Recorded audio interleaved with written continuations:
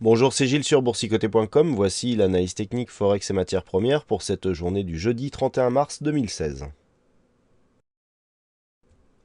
Avec au final une paire de devises euro-dollar qui confirme son orientation haussière. On avait repositionné ici ce support pour avoir ici ces 3 points significatifs. On avait constaté ici la cassure. Et sur la remontée, eh bien, je vous avais indiqué qu'il fallait vérifier à une éventuelle réintégration ici des cours au-dessus de cette zone de support. C'est ce que l'on a eu. Donc les cours se sont repositionnés et on a même confirmé cette configuration puisqu'après ici le retour initial, eh bien on a retrouvé donc cette zone et on l'a confirmé comme zone de support. Et qui plus est, nous avons eu une rupture des précédents points hauts significatifs puisque la zone ici qui se situe à 1,1374 a été cassée à la hausse et donc les cours s'orientent désormais vers un retour sur la zone des 1,1480 qui est la prochaine résistance majeure. Donc on confirme ici une dynamique haussière sur la paire de devises euro-dollar. La tendance moyen terme par contre reste dans une évolution neutre.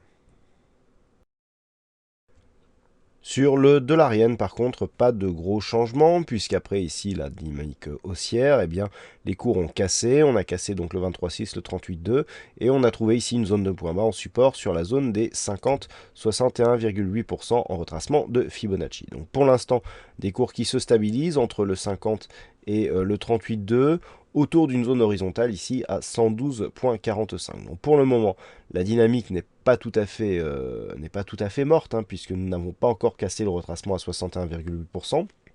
Par contre, il faudrait repasser au moins au-delà de cette moyenne mobile 20 exponentielle pour ne pas confirmer ici ce premier mouvement comme le début, le commencement ici d'une dynamique baissière qui pourrait reprendre de la vigueur sur un contact ici par exemple de cette moyenne mobile 20 exponentielle.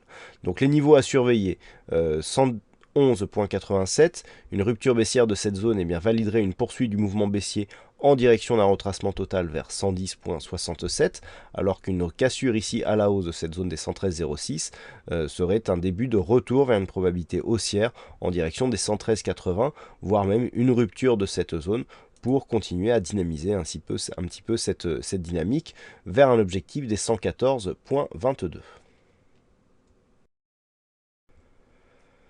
Et enfin sur l'or, nous sommes toujours ici sur un suivi de dynamique haussière avec une phase de stabilisation, donc entre cette zone des 1280 et 1217 dollars l'once. Alors nous avions des retracements de Fibonacci initialement, voilà, qui nous montraient que cette phase d'évolution ici était venue marquer une consolidation avec un petit contact ici sur le retracement des 38,2%.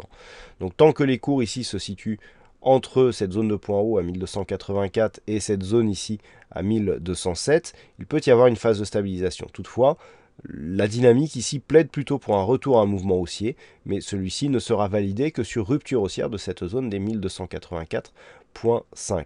Dans l'éventualité d'une rupture baissière de cette zone des 1207, eh bien on aura un signal de continuité de la phase de consolidation, dont l'objectif se situerait ici sur cette zone des 1182 dollars l'once. Donc à surveiller ici les zones des 1207 et 1237 dollars l'once, puisque c'est la zone, je dirais, quasiment médiane de la phase d'évolution en range. Au-delà de cette zone, eh bien, on repasserait sur des objectifs qui se rapprocheraient ici des points hauts, soit 1280, 1284 dollars l'once. Voilà ce que nous pouvons dire sur cette analyse technique Forex et matières premières. Passez une bonne soirée, bonne chance au prochain trade. On se retrouve dès demain pour d'autres analyses techniques sur le site boursicoté.com.